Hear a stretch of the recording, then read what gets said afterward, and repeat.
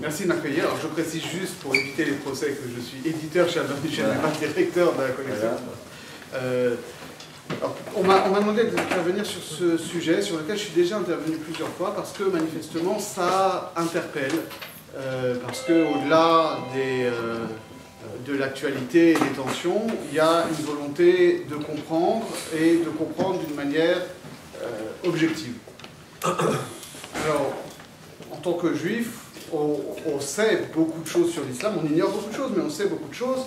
Et s'il y a une chose qu'on sait, c'est que l'islam doit beaucoup au judaïsme.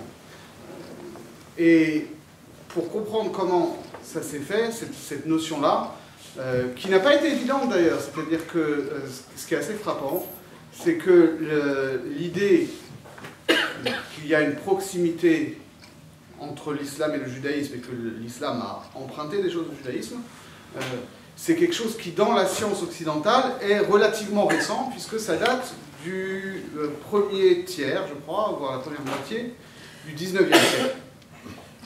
Et que c'est un rabbin juif, libéral d'ailleurs, fondateur du judaïsme réformé, Abraham Geiger, qui le premier a écrit un livre qui s'appelait Was hat Muhammad auf den Judentums aufgenommen? Qu'est-ce que Muhammad a emprunté au judaïsme?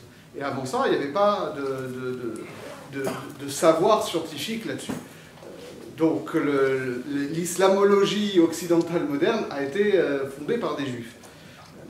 Et donc, aujourd'hui, on sait très bien, par l'étude essentiellement des sources islamiques en réalité, puisque quand l'islam naît au début du 7e siècle de l'ère chrétienne, l'Arabie n'est pas au centre des cartes, on va dire.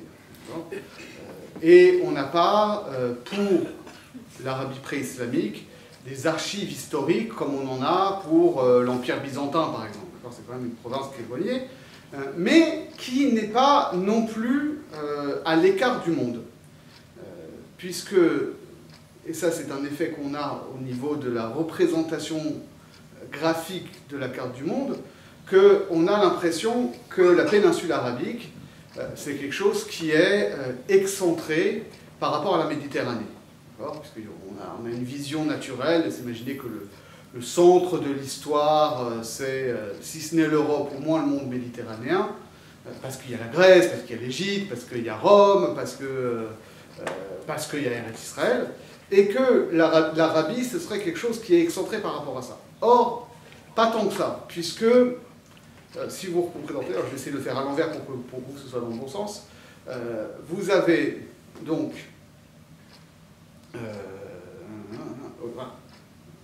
que je représente dans le bon sens pour vous. Voilà. Là, vous avez en gros Eretz Israël, et toute la côte syro-palestinienne. Et ici, vous avez l'Égypte. Et l'Égypte, en réalité, ça descend assez bas, et c'est lié à l'Éthiopie. Or, l'Éthiopie, elle est en face de l'Arabie, en particulier en face du Yémen. Et par ailleurs, de l'autre côté, vous avez toute l'ère mésopotamienne et l'ère perse.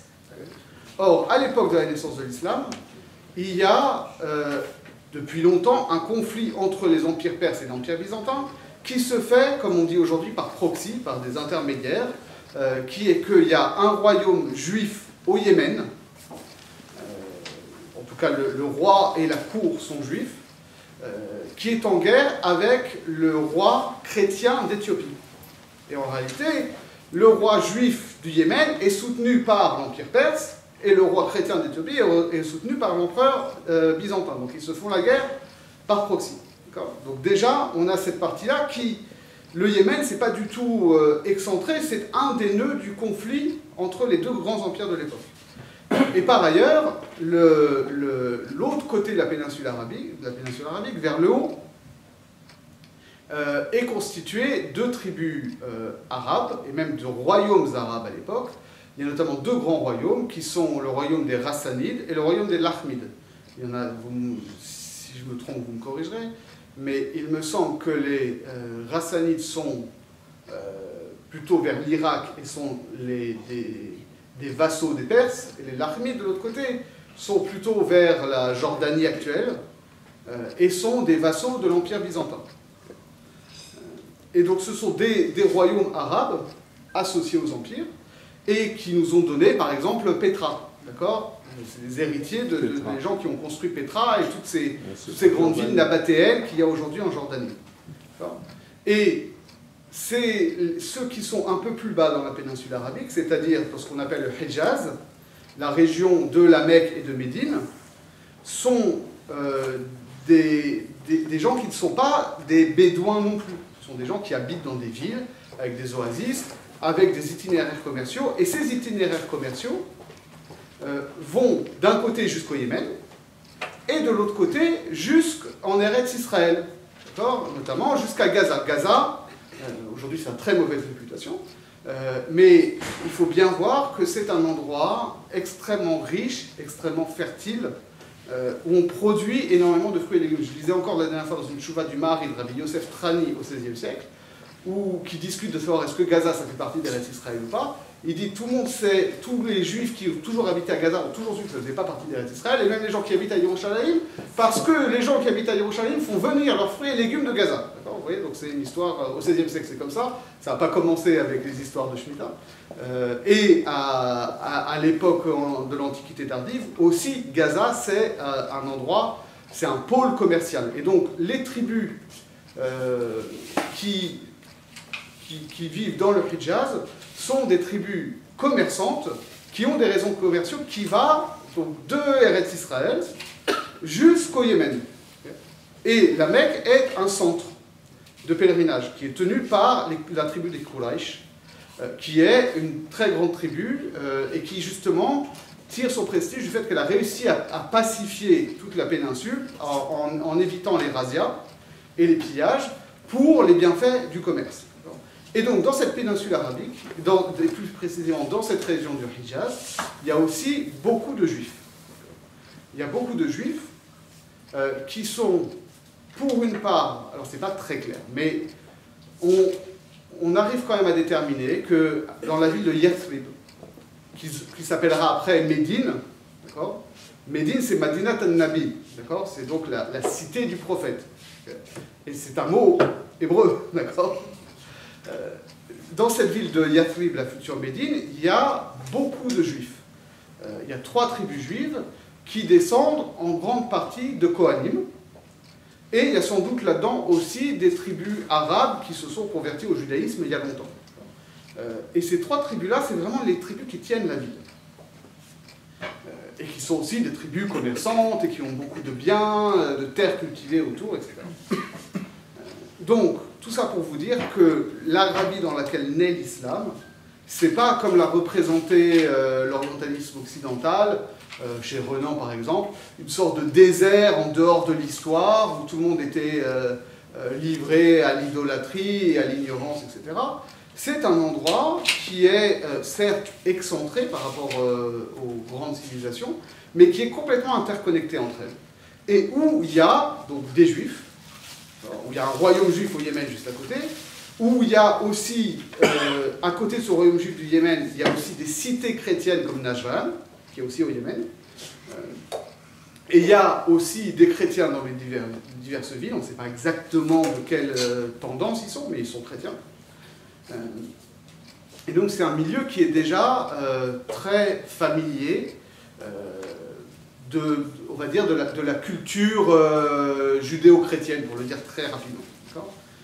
Au point que il y a des historiens musulmans après, comme Shahrastani, qui est un immense historien et sociologue des religions en islam au XIIIe siècle, si je ne me trompe pas, qui explique que à Yathrib, c'était des juifs et donc qui suivaient la charia, c'est-à-dire la loi religieuse des Asbat, c'est-à-dire des Shevatim, des 12 tribus d'Israël, et que de l'autre côté,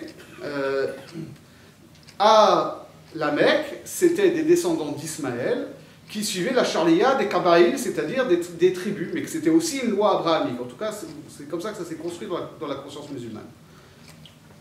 Donc ça veut dire que dans cette région-là, il y a des juifs, il y a des musulmans, et même chez les Arabes, il y a plusieurs origines.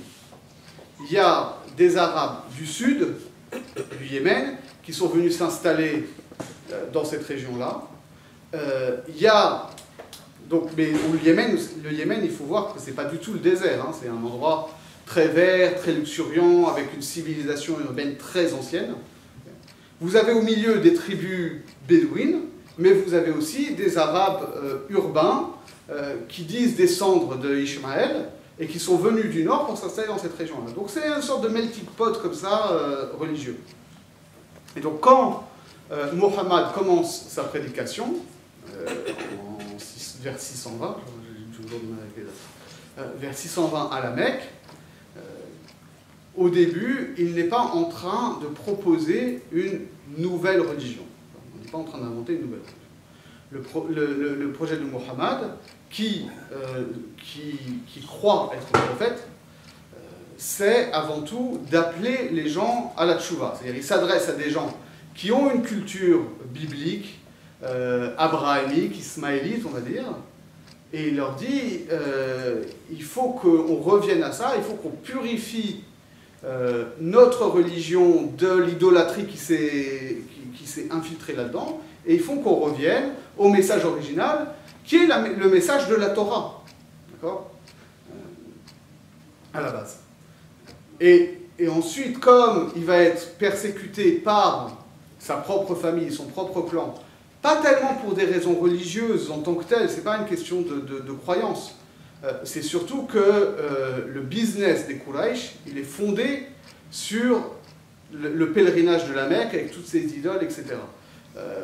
Et que pour Quraysh, remettre en cause ça, ce serait d'une part perdre leur business, et ce serait d'autre part faire affront à leurs ancêtres, à leurs pères et à leurs grands-pères, qui ont été idolâtres. Ils disent, bon, on sait bien qu'ils n'avaient pas forcément raison, mais moi je ne peux pas me permettre de remettre en cause et de dire que mon père, maintenant, il est en enfer. En gros, c'est ça l'idée. Il y avait un pèlerinage déjà, s'il n'y avait pas de... Alors, pourquoi il y avait un pèlerinage? Parce que c'était un centre commercial, et que c'était dans la Kaaba, dans le grand cube qu'on voit aujourd'hui, c'était un endroit où chaque tribu avait son idole. Mais ensuite, Mohammed, ce que lui disait, c'est qu'à l'origine, ce temple-là était un temple qui avait été construit par Abraham et Ishmaël, et qui était donc dédié à Kodesh Baruch Hu, et que c'est ensuite que les gens ils ont oublié et qu'ils ont transformé ça en temple idolâtre. Mais que la religion originelle de ces Arabes était une religion monothéiste. D'accord ? Et ça, on le sait par des textes, par des... Ça, on le sait parce qu'eux le disent. D'accord ? Mais effectivement, on n'a pas de traces archéologiques. On n'a pas de texte de Mohammed qui va dire ses premiers prédicateurs. Alors, il faut comprendre que le premier texte qu'on a dans tout ça, c'est le Coran lui-même. Or, le Coran est un texte très difficile à appréhender parce que ce n'est pas une narration comme la Torah ou l'Évangile ou des choses comme ça. C'est plutôt un recueil de drachot. C'est-à-dire que, et c'est ça qui est très particulier, c'est que ce sont la culture arabe originelle est très poétique. La poésie, c'est un truc fondamental pour les Arabes. Et donc, l'idée, c'est que Mohammed déclame des prophéties poétiques, comme ça, et qui s'adresse donc à un public pour leur rappeler des choses. Qur'an, c'est la racine kara, ça veut dire une récitation et un appel, d'accord, et une proclamation du nom divin. Mais à la base, c'est pas un texte, et c'est souvent quelque chose qui vient être référentiel. Ça, c'est quelque chose qui est très frappant quand on lit le Coran. J'ai dit ça dans une conférence une fois. Il y a des gens qui s'étonnent qu'il y ait des juifs qui s'intéressent au Coran. Et moi, je dis ce qui est très étonnant, c'est que des non-juifs puissent comprendre quelque chose au Coran. Parce que le Coran ne fonctionne que par référence à un savoir biblique qui est antérieur. C'est-à-dire, par exemple, il ne va pas vous faire l'histoire de Moïse depuis le décret de Paro jusqu'à la sortie d'Égypte, etc. Il va vous dire, rappelle-toi l'histoire de Moïse quand il a donné le commandement de la vache rousse. C'est la première sourate du Coran, à part la Fatiha, qui est un prologue, la sourate numéro 2, Al-Baqarah, la vache, ça commence par la mitzvah de la vache rousse. Comment tu veux... Et on ne t'explique pas ce que c'est, on te dit, rappelle-toi quand Moshe Rabbeinu il a donné le commandement de la vache rousse. Comment tu veux comprendre de quoi on parle si on n'est pas un public qui connaît déjà relativement bien le judaïsme, d'accord? De la même manière, on va évoquer, rappelle-toi l'histoire de Noé, ou rappelle-toi l'histoire de Yona, ou rappelle-toi l'histoire de Yosef. Mais on ne vous refait pas le récit en général. Donc ça s'adresse à un public comme ça. Et ce qui se passe ensuite, c'est que Mohammed décide de fuir la Mecque pour trouver refuge à Yathrib, parce qu'une partie de sa famille, la famille de sa mère, est originaire de là-bas. Or, comme là-bas il y a beaucoup de juifs, donc les gens sont plus réceptifs à la culture biblique, au message biblique, et en plus, comme ils n'arrêtent pas de se faire la guerre, ça c'est une constante dans toute l'histoire arabe, qu'on n'arrête pas de se faire la guerre entre tribus, alors à chaque fois que les tribus arabes de Yathrib se font la guerre, les tribus juives leur disent « Ah, faites-vous la guerre, de toute façon, quand Mashiach viendra, nous on va remporter la mise. » Et donc, les tribus arabes de Médine, quand ils voient qu'il y a un prophète biblique qui cherche refuge, et que c'est quelqu'un de leur famille, parce qu'ils sont tous les cousins, les tontons de ce type-là, et qu'en plus, il a la capacité, par son message, de fédérer les tribus arabes, de pacifier les tribus arabes. Islam, de la racine salam, on dit, vous savez toujours le slogan, oui, l'islam c'est la religion de la paix. Sauf que paix, ça ne se dit pas islam, ça se dit salam. Islam c'est, comme en hébreu, un rif'il, un factitif, faire, d'accord? Et donc islam c'est le fait de pacifier, c'est la pacification. Et donc, islam c'est la religion qui va faire en sorte que ça va pacifier les rapports entre tribus. Et parce que ça va faire en sorte que l'homme est pacifié dans son rapport à Dieu. Et donc ils se disent, non seulement il va pouvoir être un juge de paix entre nous, mais en plus, il va être une figure messianique, et nous on va le récupérer avant les Juifs. Voilà comment ça fonctionne. Et donc, quand il arrive à Médine, donc il est accueilli avec ses compagnons, et au début ça se passe très bien avec les Juifs. Ça se passe très bien, qu'il y a vraiment quelque chose qu'on appelle la constitution de Médine, qui est un pacte entre toutes les tribus juives et les tribus arabes, et où il est tout à fait admis dans cette constitution de Médine que les juifs ont leur halakha, les musulmans qui ne s'appellent pas encore les musulmans, qui s'appellent, tout ça s'appelle les croyants, les autres croyants, les non-juifs, ce qu'on appellera les musulmans, ont leur propre charia, mais sinon ils sont liés par un pacte. Comment est-ce que ça va commencer les histoires entre les juifs et les musulmans, dont on paye encore les conséquences aujourd'hui parce que c'est devenu un lieu commun dans la propagande islamiste plutôt, c'est que Mohammed, une fois qu'il tient la ville de Médine, va faire la guerre aux gens de la Mecque. Et donc, c'est des guerres entre des alliances de tribus. Et forcément, quand il y a des alliances de tribus, il y a des trahisons. Et notamment, il y a, sur les 3 tribus juives, il me semble qu'il y en a 2 qui, voyant que les adeptes de Mohammed sont en train de perdre, font défection et s'allient aux gens de la Mecque. Et donc ensuite, les juifs, quand finalement les musulmans vont gagner, ils vont faire des représailles contre ces tribus juives qui les ont trahis. Et ce n'est pas un massacre à tonalité religieuse, c'est un massacre qui est dirigé dans un contexte de guerre. Et de la même manière, une partie de ces tribus-là va trouver refuge dans une ville qui est au nord de Médine, qui s'appelle Khaybar, qui est une grande oasis, où là-bas aussi il y a beaucoup de juifs. Et qu'un des hauts faits d'armes de l'islam triomphant, une fois que la Mecque a été prise, ça va être la bataille de Khaybar, où les musulmans vont prendre cette forteresse. Et d'ailleurs, ils ne vont pas massacrer tous les juifs jusqu'au dernier. Hein. Il va y avoir une guerre, il va y avoir des morts. Il n'y a pas un génocide des juifs à Khaybar. Il y a juste qu'ils sont soumis à la loi du pouvoir de Médine. C'est comme ça que ça fonctionne. Donc voilà en gros le contexte, et vous comprenez d'où vient ensuite dans la conscience musulmane actuelle que les juifs sont des traîtres. Parce que, de fait, dans un contexte très précis, au cours d'une bataille, il y a 2 tribus juives de Médine qui ont trahi les musulmans. Okay. Bon, à part ça, les Arabes entre eux n'arrêtaient pas de se trahir, mais classiquement, voilà, ça s'est construit ensuite dans cette idée-là. Et d'ailleurs, ça n'a pas eu forcément ça n'a pas donné naissance immédiatement au discours anti-juif radical qu'on peut entendre aujourd'hui chez les prédicateurs. Ça, c'est une construction qui est très récente. Ce qui s'est passé ensuite, c'est que l'État musulman s'est construit. Il y a eu des conquêtes extrêmement rapides parce que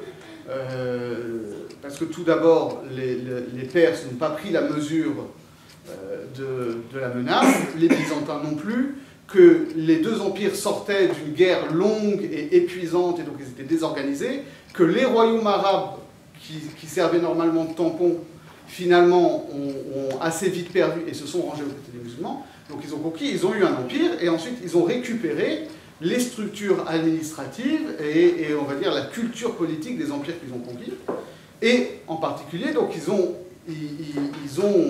repris des Byzantins cette idée qu'il y avait différentes classes de citoyens et que donc les juifs, mais pour le coup les chrétiens aussi, n'avaient pas les mêmes droits que les musulmans. C'était des sujets de seconde zone. Ce qui a sauvé les juifs par rapport à ce qui s'est passé dans la chrétienté, c'est que en islam, nous on était une minorité parmi d'autres. Il y avait la minorité juive, il y avait la minorité chrétienne, il y avait d'autres minorités, zoroastriennes, etc. C'était pas comme en Occident, où il n'y avait que les chrétiens et la minorité juive. Où là, forcément, ça a accentué les fantasmes, etc. Alors, ça, c'est dans l'histoire. Dans le Coran, les juifs sont aussi extrêmement présents. C'est très frappant. Ce qui revient énormément dans le Coran, c'est, d'une part, beaucoup de paroles sur la guerre.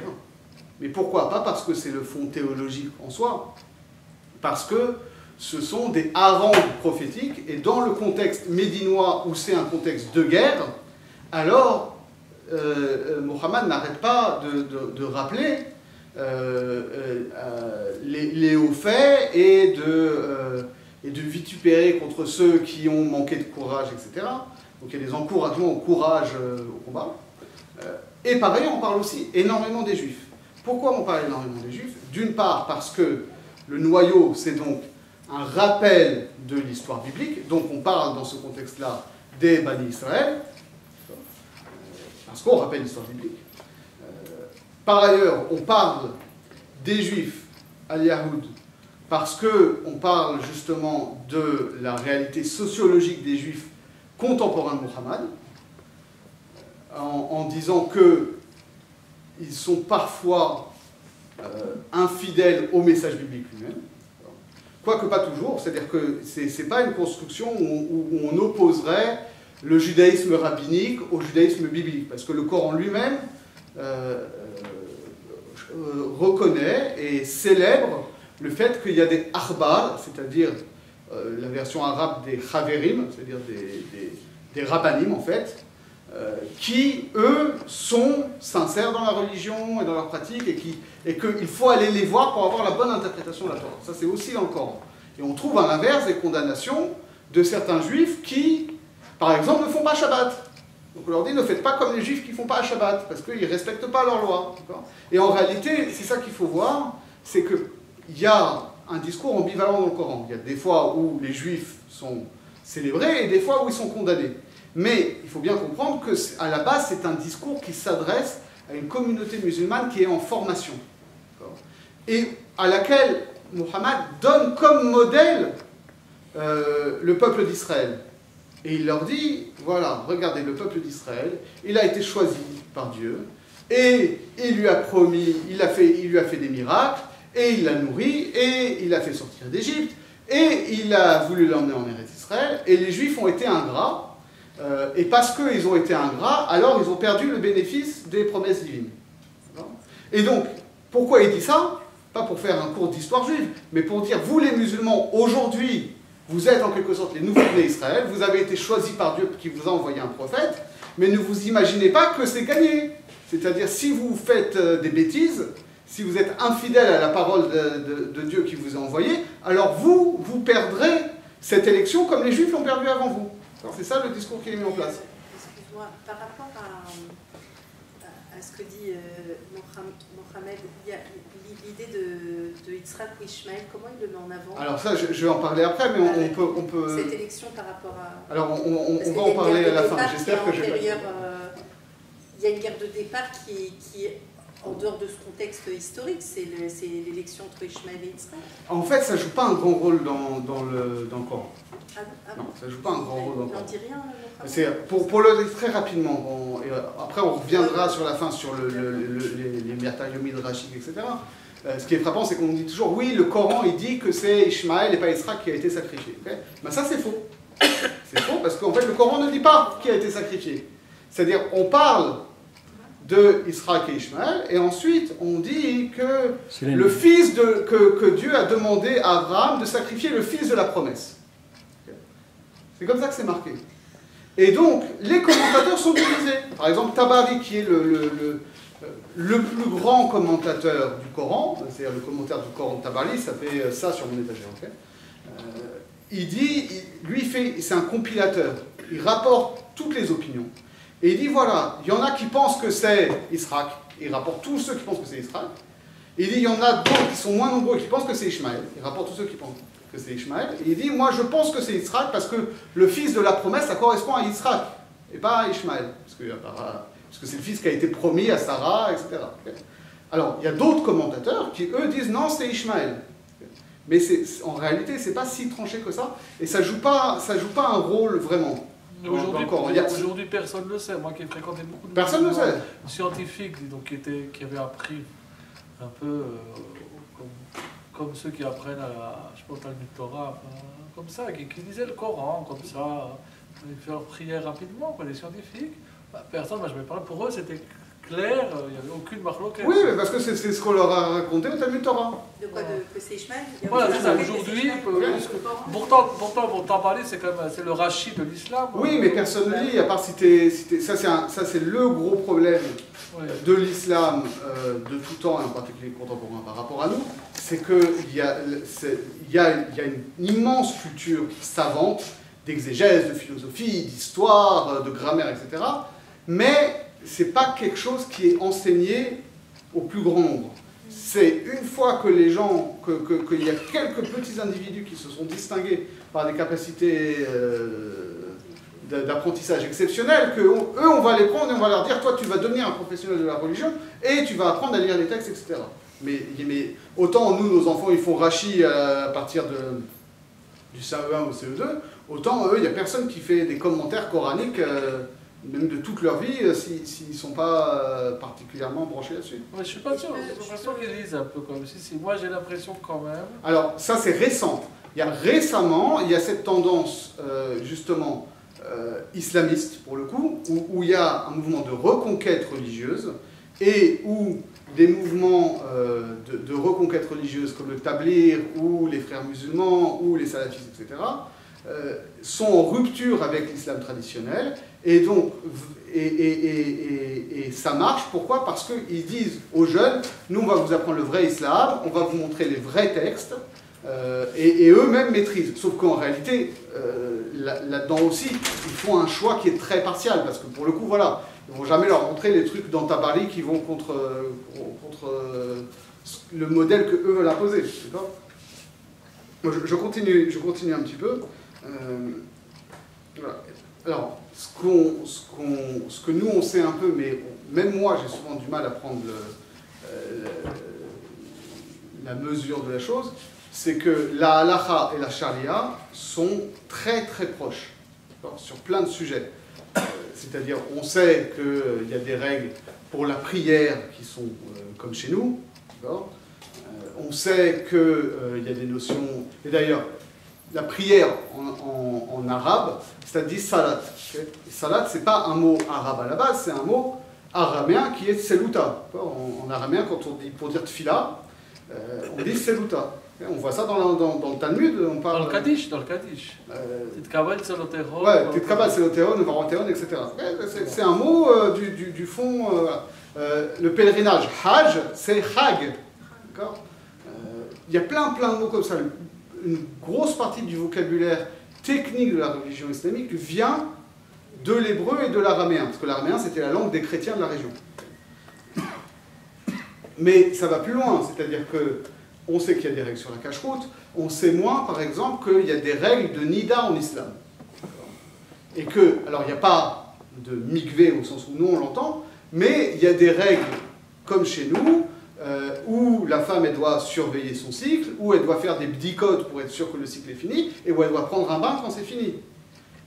J'ai appris récemment à la grande mosquée d'Evry qu'en islam aussi, la journée commence au coucher du soleil, et non pas au lever du soleil comme en Occident. Il y a plein de choses comme ça. Et d'ailleurs, ça a donné lieu à des discussions très intéressantes en islam même sur le rapport qu'il y a entre halakha et sharia. Par exemple, dans le Coran, il y a marqué que la nourriture des juifs et des chrétiens vous est permise à vous les musulmans. Donc de là, les juristes ont déduit que une viande abattue par un juif qui a fait la shrita, elle est valable, elle est halal pour un musulman.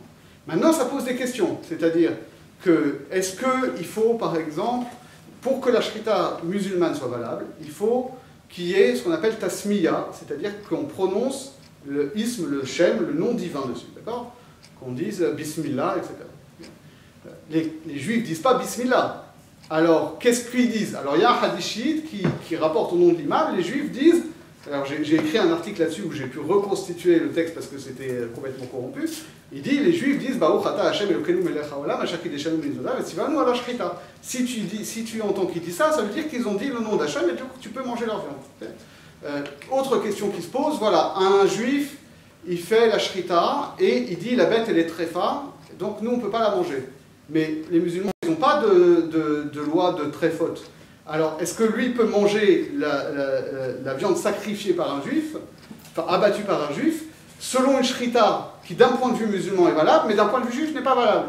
Ou à l'inverse, si un juif fait la shrita à un chameau, le juif il ne mange pas de chameau, mais le musulman il mange du chameau. Alors est-ce qu'il peut manger ou pas? Ça c'est des discussions classiques dans la halakha musulmane, d'accord? Donc il y a énormément de choses comme ça. Et à l'inverse, j'ai dit qu'on allait parler d'influence réciproque. L'islam a eu une influence, mais phénoménale, ou plus largement, la culture islamique a eu une influence phénoménale sur le judaïsme au Moyen-Âge. Parce qu'il y avait déjà un point tout simple. Les juifs ont parlé arabe et ont écrit des livres religieux en arabe, alors que les juifs n'ont jamais parlé ou écrit en latin. Donc on est dans une configuration complètement différente de ce que c'est que de l'Occident chrétien. Pourquoi est-ce que les juifs ont parlé en arabe? Il y a Moshe Ibn Ezra, qui est un immense poète andalou, qui a théorisé ça. Il a dit, pourquoi est-ce que l'islam s'est répandu comme ça? Il dit, parce que la force de l'islam, elle vient de la langue arabe. Parce que c'est vrai qu'avec les conquêtes musulmanes, ils ont détruit les civilisations anciennes, mais à la place, ils ont construit une civilisation qui est encore plus mondiale, et que ce caractère, ce qui fait l'unité de cet empire mondial, c'est la langue arabe. Et pourquoi est-ce que la langue arabe a cette faculté? Il dit parce qu'elle est née justement dans cette région du nord de l'Arabie, qui est une région tempérée, qui est au confluent de l'ère hébraïque, de l'ère araméenne, de l'ère perse, etc. Donc c'est une langue qui est équilibrée et qui est extrêmement riche et qui permet d'exprimer beaucoup de choses. Et donc les musulmans se faisaient et se font toujours un argument de cette puissance de la langue arabe en disant en particulier aux juifs, mais vous voyez bien que la beauté de la langue arabe et la force poétique du Coran est une preuve de la supériorité de l'islam. Et donc les juifs de l'autre côté, ils étaient là, et quand je vous parle à cette époque-là, c'est-à-dire vers le 10e, 11e siècle, la maîtrise de l'hébreu, c'était pas encore forcément ça. Et donc, pour répondre à la propagande musulmane, il y a des savants et des poètes et des philosophes juifs qui ont commencé à travailler sur l'hébreu sur le modèle de l'arabe. Ça a été déjà la naissance de la grammaire arabe, de la grammaire hébraïque, sur le modèle de la grammaire arabe. Et d'ailleurs, les premières grammaires hébraïques sont écrites en arabe. Et la poésie hébraïque de Yehuda Halevi, de Ibn Gabirol, de tous ces gens-là, que nous on récite aujourd'hui à Rosh Hashanah et à Kippour et tout, ce sont des gens qui sont sont autant des poètes arabes que des poètes hébraïques, et qui s'inspirent des modèles poétiques de l'arabe. Et de la même manière, l'exégèse, le commentaire de la Torah, au sens où nous on l'entend aujourd'hui de commentaires pshat, et pas des midrashim, ça vient de ce stimulus de l'arabe. Parce que les Arabes disaient, voilà, nous on maîtrise le Coran, on maîtrise la grammaire du Coran, et donc on peut faire du pshat dans le Coran, mais vous êtes que dans des midrashim comme ça, tirés de on ne sait pas où, et vous n'êtes pas capable de comprendre la grammaire des versets. Et donc c'est ça qui a lancé, alors Rashi c'est un peu différent, mais contemporain de Rashi, Ibn Ezra, c'est ça, c'est vraiment une recherche du pshat sur la base de la grammaire et avec énormément de références à la grammaire arabe, au vocabulaire arabe, etc. En philosophie aussi, tous les grands philosophes médiévaux juifs ont écrit en arabe. Yehuda Halevi, le Kuzari, c'est écrit en arabe. Aimunot Ve'adeot de Saadia Gaon, c'est écrit en arabe. Chovot Alevavot, c'est écrit en arabe. Moreh Nevuchim, c'est écrit en arabe. Okay, tout ça, c'est écrit en arabe. Et donc, c'est quelque chose, c'est pour ça que c'est intéressant en tant que juif pratiquant, engagé dans l'étude de connaître l'arabe, parce que ces gens-là n'ont pas écrit en hébreu. Ça a énormément enrichi l'hébreu, parce que quand ces textes-là se sont diffusés et qu'il a fallu les faire passer dans le monde juif en général, et donc à des gens qui ne lisaient pas l'arabe, il y a notamment la famille des Ibn Tibon, qui a traduit tout ça en hébreu, et qui a donc dû inventer des mots hébreux pour rendre du vocabulaire technique arabe. Donc ça a énormément enrichi l'arabe. L'hébreu, pardon. Mais de ce fait-là, on perd un certain enrichissement du passage par la langue arabe. Parce que par exemple, quand Maïmonide parle dans l'introduction du Perush HaMishnayot, il parle de l'histoire de la transmission de la Torah. Okay, et il ne dit pas Torah, il dit Sharia. Alors que dans le Coran, il y a un mot calque de Torah qui existe, qui est Taurat. Donc il aurait pu, même s'il écrit en langue arabe, remplacer Torah par Taurat, et ça aurait été très bien. Non, il a choisi de faire une traduction, de dire Sharia. Donc ça veut dire que pour lui, ça veut dire quoi Torah? Ça veut dire Sharia. Sharia, c'est le... Shari, c'est la rue, d'accord? Vous voyez si vous apprenez l'arabe, vous verrez que dans tous les panneaux en Israël, quand il y a marqué Rechov machin, vous voyez, c'est Shari pour marquer la rue. Okay, donc Sharia, c'est en fait comme la halacha, c'est-à-dire c'est le chemin, c'est la voie à suivre. Et donc pour lui, Torah, c'est Sharia. Si ensuite on retraduit en hébreu Sharia par Torah, alors on comprend de quoi on parle, mais sauf qu'on a perdu cette interprétation de Maïmonide qui comprend Torah comme Sharia. De la même manière, là on a fait dernièrement un cours, je fais un cours sur Bereshit, et dans le chapitre 30 de la deuxième partie du Moreh Nevuchim, Maïmonide il fait un commentaire presque verset par verset du début de Bereshit. Et donc sur le mot Bereshit d'ailleurs, et donc il fait une distinction, il dit... Réchit, c'est pas un commencement chronologique, parce qu'il dit, et donc là il emploie des mots arabes, des mots techniques, il dit qu'il y a une différence entre mabda, qui est en quelque sorte le principe, bada, ça veut dire inventer, ça veut dire initier quelque chose, et awal, qui veut dire le premier, genre premier, deuxième, troisième, etc. D'accord? Donc un commencement chronologique. Alors vous comparez ensuite les différentes traductions du Moreh Nevuchim qu'il y a, et vous voyez que les commentateurs et les traducteurs, ils nagent un peu. Il y en a qui traduisent, il y a une différence entre Réchit et Athala, entre Réchit et Rishon, etc.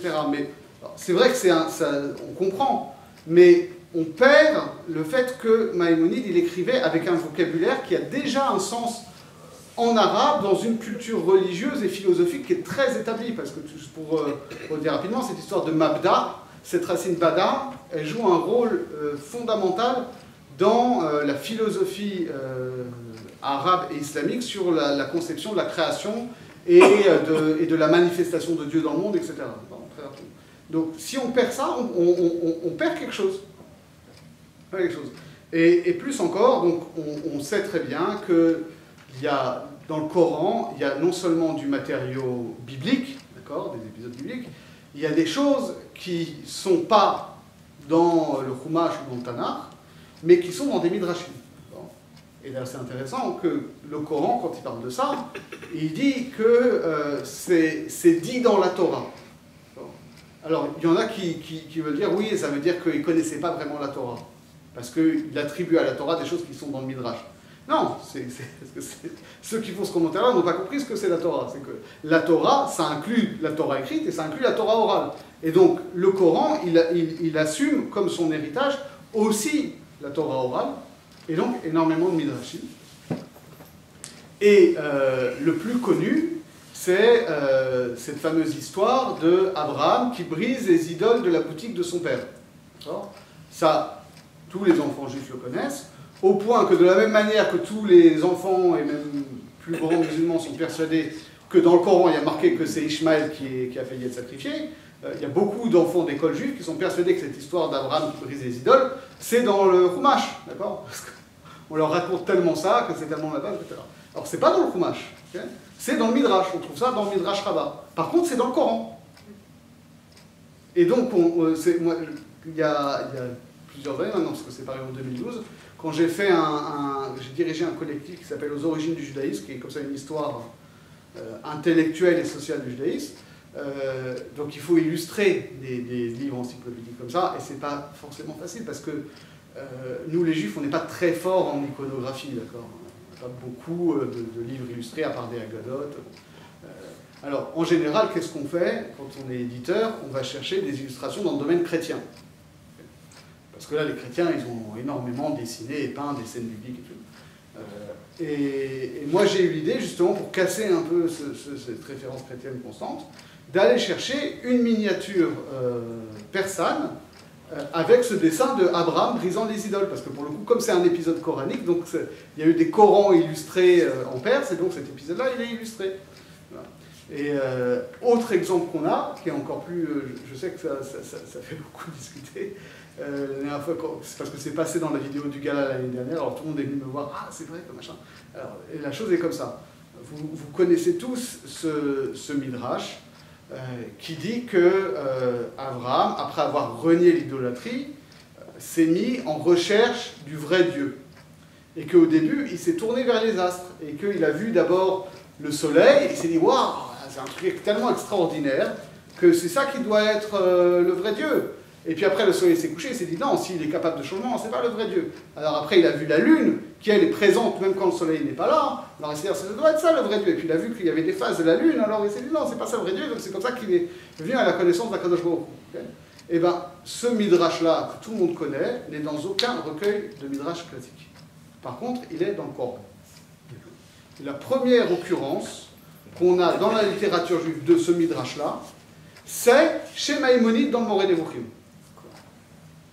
Donc, ça ne veut pas forcément dire que c'est un midrash d'origine islamique qui aurait été introduit dans le judaïsme par Maïmonide.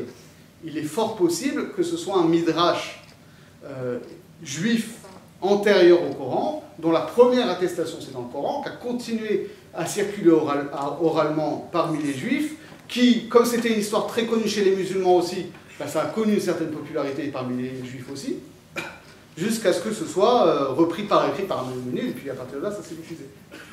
Mais ce qui veut dire que, d'un point de vue d'un historien scientifique, qui se base pas juste sur des hypothèses, mais sur des traces écrites avérées, oui, de fait, la première trace historique qu'on a, c'est dans le Coran de ce midrash-là. Donc ça veut dire que, finalement, il y a à l'origine de l'islam et du judaïsme classique tel que nous le connaissons aujourd'hui, quelque chose comme une culture commune. D'accord ? Qu'il y avait beaucoup de récits, comme ça, sur les figures bibliques, qui circulaient dans les milieux juifs, dans les milieux arabes, peut-être dans les milieux chrétiens d'Orient aussi, et que ces choses-là, elles n'ont cessé d'être échangées, de passer de l'un à l'autre, et j'ai un autre exemple qui m'est passé en tête aussi.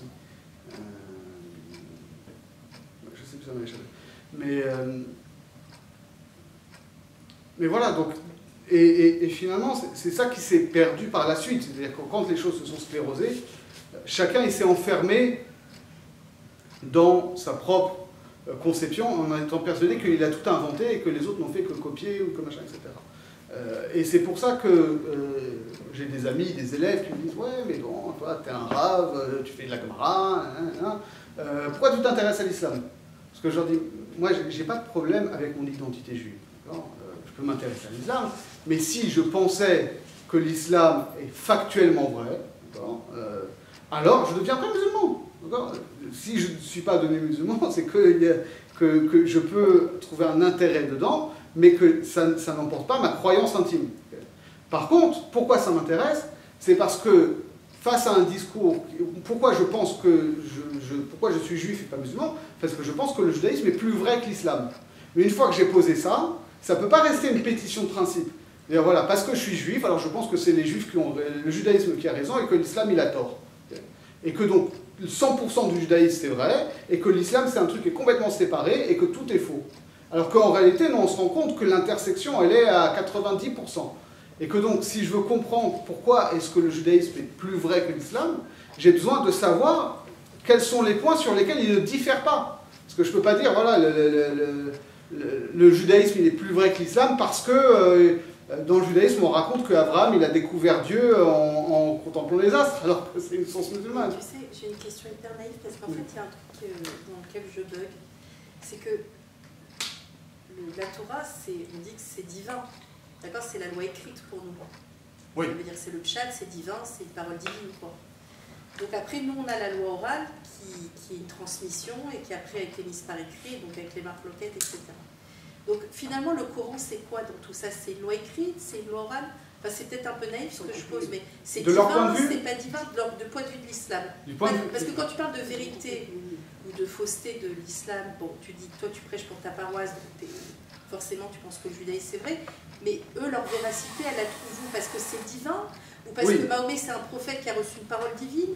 Mais en même temps, depuis tout à l'heure, tu relèves des midrashim qui viennent de la Torah, qui font partie de notre loi orale. Parce que ça veut dire, comment ça passe par eux? Tu vois comment ça... Alors, en fait, il y a une grande ambiguïté. Il y a une grande ambiguïté sur ce que désigne le mot Coran. Parce qu'il y a... Qui a écrit Alors, c'est à l'origine, pendant toute la vie de Mohammed, il n'y a pas un livre qui s'appelle le Coran. D'accord? C'est que Mohammed reçoit de Dieu des prophéties, des versets, et c'est souvent plutôt des versets que des sourates en entier. Okay.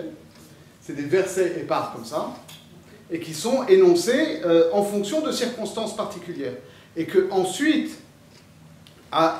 et que autour de lui, il y avait des gens qui s'appelaient des qurra, des récitateurs, qui apprenaient par cœur ces versets-là et qui les récitaient.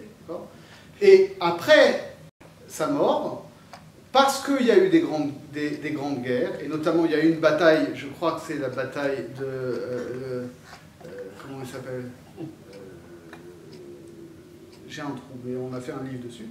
En tout cas, il y a eu une grande bataille dans les premières années après la mort de Mohammed, où il y a eu énormément de récitateurs qui se sont fait tuer à la bataille. Et donc ils se sont dit, aïe aïe aïe, si ça continue comme ça, on va perdre la révélation coranique, donc il faut qu'on mette par écrit, alors qu'ils ne voulaient pas mettre par écrit à la base. Et donc ils ont commencé par mettre par écrit, et donc à partir de là, ils ont composé des textes suivis à partir de ces versets épars, et il y avait plusieurs versions qui circulaient, jusqu'à ce que, selon la version islamique officielle, le troisième calife, Osman, dise il faut qu'on ait une seule version, donc il a fait compiler une version qui faisait autorité, il a fait brûler tout le reste.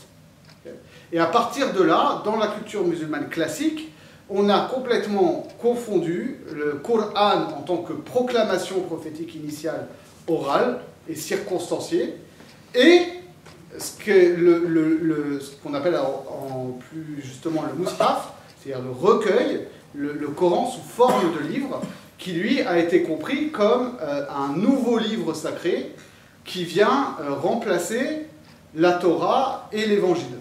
Et de fait, le gros problème qu'on a aussi, c'est qu'à partir du moment où ce modèle-là s'est mis en place, et qu'il y a des différences quand même entre le Coran et la Torah, d'accord, où il y a des choses qui ne concordent pas, s'est développée chez les musulmans l'idée que les juifs et les chrétiens avaient falsifié leurs écritures.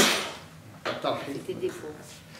Pas qu'ils étaient des faux, mais qu'ils ont fait, qu'ils ont tripatouillé dedans et qu'ils ont modifié des choses. Alors qu'en réalité, cette notion de tahrif des écritures, ça existe dans les versets coraniques eux-mêmes, mais ça veut dire autre chose. Ça veut dire que les juifs qui avaient la vraie Torah ont parfois fait des interprétations qui sont erronées parce que ça les arrangeait. Mais comme on voit, nous on n'a pas de connaissance réelle de quels étaient les juifs qui entouraient Mohammed, parce que pour le coup, nous on n'a aucune source externe sur quel était le judaïsme que pratiquaient les juifs en Arabie. Donc peut-être qu'ils pratiquaient un judaïsme un peu bizarre, comme aujourd'hui, je veux dire, si vous prenez sociologiquement une communauté, imaginez, voilà, nous on est à Paris, au Hachem, on a des synagogues orthodoxes, on a des gens qui étudient, on a des rabbinim, bon, on a quand même pas mal de garde-fous sur la pratique de la Torah. Vous allez dans une communauté de province profonde, où il n'y a pas de rabbinim, où il n'y a pas d'école juive, où les gens ne lisent pas l'hébreu.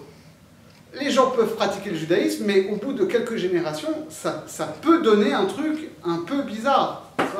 Et donc, si après il y a quelqu'un qui vient et qui lui connaît le vrai judaïsme, il va dire, mais vous avez falsifié le judaïsme. C'est plutôt ça que ça veut dire dans le Coran. Mais après, effectivement, quand dans l'islam classique s'est construit une culture du livre coranique, et que ce livre-là a été considéré comme un texte sacré, qui venait, pas une parole sacrée, mais un texte sacré, alors ils ont construit cette idée que la Torah n'était pas fiable, etc.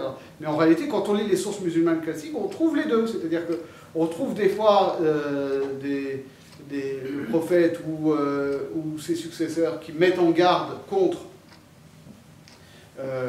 les juifs parce qu'ils ont tendance à raconter n'importe quoi sur l'interprétation de leur texte, mais aussi on a beaucoup de récits qui disent si tu as un doute sur l'interprétation de la Torah, va voir les juifs, ils vont t'expliquer. Et de fait, il y a énormément de matériaux, non seulement dans le Coran, mais dans la littérature de commentaires du Coran, ou dans les livres d'histoire, qui viennent des juifs. Ça s'appelle les Israéliyat, c'est-à-dire les choses qui viennent des juifs, parce que, de fait, les premiers auditeurs du Coran, comme je l'ai dit, ils avaient une culture biblique. Donc, Mohammed, il pouvait leur parler par allusion, en leur disant « Rappelez-vous l'histoire de Moshe Rabbeinu », et les types, ils comprenaient de ce qu'on disait, comme si nous, on disait ici « l'histoire de Korah okay ». Nous, on va tout de suite comprendre qu'est-ce qu'on dit quand on dit l'histoire de Korah. Vous prenez un chrétien, où les chrétiens, en général, ils ne connaissent pas ce qu'il y a après le livre de l'Exode, l'histoire de Corée, c'est dans le Chumash pourtant, ouais, bon, on ne connaît pas, on connaît jusqu'au Sinaï, quoi. Moi j'ai une question. Oui. Par rapport à ce que vous dites, les Juifs qui habitent à Médine et toutes les autres tribus qui vivent avec les Arabes, aujourd'hui, est-ce qu'il y aurait une possibilité que si les gens se penchent sur l'islam et qu'un rabbin, par exemple, et toutes les communautés juives et les musulmans se mettent à étudier, qu'est-ce qu'ils vont en tirer au niveau des écrits du judaïsme et du Coran? Est-ce qu'il y a des similitudes qui pourront oui, faire? Ça existe déjà. Est-ce qu'ils pourront retrouver une religion? Non, ils ne pourront pas retrouver une religion, mais parce que en fait, le problème n'est pas la différence, en tout cas, ni du point de vue juif, ni du point de vue musulman, le problème c'est la différence de religion. Juste, je finis mon histoire sur les Israéliens, et ensuite je vous réponds. Mais donc, ce qui s'est passé, c'est qu'à l'époque classique, quand il y avait vraiment tout l'empire musulman, les gens qui étaient devenus musulmans n'avaient plus cette culture biblique. Et donc, ils avaient du mal à comprendre le Coran qui était très allusif. Et donc, pour boucher les trous du récit, ils allaient voir les Juifs qui, eux, leur racontaient la Torah, les Midrashim, etc. Et donc, ça apportait des choses, de la matière pour le commentaire coranique. Alors, pour revenir sur... Je réponds à madame, après je vous... Pour revenir sur cette histoire de religion, du point de vue juif, il n'est pas nécessaire que les non-juifs pratiquent la même religion que les juifs. Du point de vue juif, ça a choqué, je disais qu'elle avait dit, mais j'ai dit, les musulmans ont droit au Olam Haba, il n'y a aucun problème. D'un point de vue juif, qu'est-ce qu'il faut? Il faut quelqu'un un non-juif, qui pratique sa religion, qui reconnaît que c'est Hachem qui a créé le monde et qu'il a donné la Torah au Bnei Israël et qu'il a donné un certain nombre de mitzvot aussi aux non-juifs et que donc il faut pratiquer ces mitzvot-là parce qu'elles sont d'origine divine. Le Talmud nous dit, à partir de ce moment-là, il s'appelle Hasidé Umot HaOlam. C'est-à-dire il fait partie des non-juifs qui ont droit au lama. Or, un musulman classique, il rentre dans cette définition. Il considère que Dieu a créé le monde, que Dieu a donné la Torah au Bnei Israël, et que les musulmans, et donc a priori toute l'humanité, doit pratiquer un certain nombre de mitzvot qui sont la tzedaka, qui sont la prière, qui sont l'interdiction du blasphème, qui sont, etc. A priori, on n'est plus dans ces circonstances-là, puisqu'ils, dans ce qu'ils ont récupéré du judaïsme, alors ils ont le droit de garder leur religion, mais ils veulent aussi détruire les juifs. Alors ça, on va y venir maintenant. Et en fait, du point de vue musulman, normalement, il n'y a pas de problème à ce que les juifs restent juifs. Voilà. C'est-à-dire que dans tout l'islam classique, bon, comme toujours, il y a eu des circonstances où il y a eu des massacres, où il y a eu des conversions forcées, etc. Mais le droit musulman classique n'appelle pas du tout à la conversion des juifs, ni de gré, ni de force. Non, ça a existé. Ça a existé. Aujourd'hui, leur discours, le discours islamiste djihadiste, c'est ça, mais c'est pas conforme au texte classique de l'islam, au droit musulman classique du tout. Oui, mais alors comment eux, ils peuvent savoir qu'ils ne sont pas dans la vérité? Puisque ce qu'ils ont à l'intérieur, c'est ce qu'ils pensent être juste. Je n'ai pas compris la question. Non, aujourd'hui, on n'est plus dans ces circonstances-là. Parce qu'aujourd'hui, ce qui se passe, c'est que le monde musulman est en crise. Il est en crise grave depuis longtemps. Et comme toujours, quand il y a une crise, il y a une crispation et on se cherche des boucs émissaires. Et quand c'est comme ça, forcément, il va y avoir des gens, des manipulateurs, ce que Pascal appellerait des demi-savants, qui, parce qu'ils s'y connaissent un peu plus que la masse, vont pouvoir, à partir du savoir classique, construire un discours idéologique en faisant un choix très précis dans les textes, pour orienter et en présentant ça comme le vrai islam, alors qu'en fait c'est une vision très partiale et manipulatrice de l'islam. Parce que j'ai le sentiment quand même que, enfin dans ce que tu dis, mais peut-être que c'est une projection que je fais subjective, je ne sais pas, mais qu'il y a une obsession autour du juif de départ de la part du Coran. C'est normal puisqu'elle est, comment on dit, c'est contingent quoi. Ça fait partie de l'histoire de l'islam. Les juifs sont là, etc. Donc cette obsession, peut-être qu'actuellement, elle est reprise de manière, comme tu dis, passionnelle. C'est-à-dire que le juif est là et il nous embête finalement. J'ai l'impression comme ça, parce que déjà dès le départ, moi qui suis formatée à notre époque actuelle, donc moi déjà en tant que juif, je me suis dit, mais en fait, on est vachement dans leur histoire, quoi, dès le départ. Et donc du coup, je me dis, mais ouais, on peut être vraiment celui qui dérange, parce qu'on est là, en fait, dès le départ. Et c'est peut-être ça qui se passe actuellement. Oui, et en fait dans la longue période de l'islam classique, c'est-à-dire des années 670 jusqu'aux années 1900, en gros, les juifs n'étaient pas un problème, parce qu'ils n'avaient pas de pouvoir politique. C'était une minorité qui n'avait pas de liberté, et donc on les méprisait, comme toute société méprise toutes ses minorités. Et on savait que, comme dans toutes les minorités, ils étaient plus fragiles dans la société, et donc effectivement ils étaient menacés, mais il n'y avait pas forcément une idéologie anti-juive qui était l'obsession qu'on a aujourd'hui. C'est depuis la création d'Israël en définitive. Ça a été, c'est pas que la création d'Israël, c'est la création d'Israël combinée avec le colonialisme européen et avec l'idéologie nazie en réalité. Ce qui s'est passé, c'est vraiment les choses se sont cristallisées dans les premières années du XXe siècle. Parce que ce qu'il faut bien voir, c'est qu'au début, pour parler de ce sujet-là, le projet sioniste, quand on parle dans les années 1900, 1910, etc., n'était pas, en tout cas pas immédiatement, de créer un État juif. Il n'y avait pas les moyens, d'accord. Il y avait une poignée de juifs en Eretz Israël. Même les sionistes ont eu énormément de mal à faire venir des juifs en Eretz Israël. Donc il y avait une immense majorité non-juive, il y avait une petite minorité juive, il n'était pas question de faire un État juif. Donc on voulait créer un foyer juif, qui serait une sorte de refuge contre les pogroms, qui serait un foyer culturel où il y aurait une renaissance de la culture juive, etc. Et au début, les Arabes n'étaient pas forcément contre ça. Il y a eu des oppositions locales, mais il faut savoir que l'émir Faisal de la Mecque, donc qui était le chef des Arabes à l'époque, n'était pas contre ça, parce que lui aussi était l'allié des Anglais, contre l'Empire ottoman, et les Anglais leur ont dit oui, on va vous donner un grand empire arabe. Vous vous rappelez Laurence d'Arabie, le 7 piliers de la sagesse, etc. Okay, le grand empire arabe. Et donc l'émir Faisal, suite à la déclaration de Balfour, a signé un accord avec Chaim Weizmann, les accords Faisal-Weizmann, qui dit, où l'émir Faisal dit, si les Anglais nous donnent un grand empire arabe, alors nous, on n'a aucun problème à ce qu'il y ait un foyer juif au sein de ce grand empire arabe. Il n'y a pas de souci à ce niveau-là. Sauf que qu'est-ce qui s'est passé? Une fois que la guerre était finie, les Anglais ont trahi l'émir Faisal, ils ont mis à sa place la famille des Saouds, d'accord, où ils ont donné la Mecque, et donc, après Faisal, on lui a dit, tiens, bon, tu vas être roi d'Égypte, non, tu vas être roi d'Irak, et puis finalement, on lui a dit, tiens, tu sais quoi, là, on avait fait un mandat sur la Palestine, qui inclut toute la Transjordanie, on va te donner la Transjordanie, ça devenait ton pays, ça va devenir la Jordanie. Et donc le roi de Jordanie est un descendant de cet émir Faisal.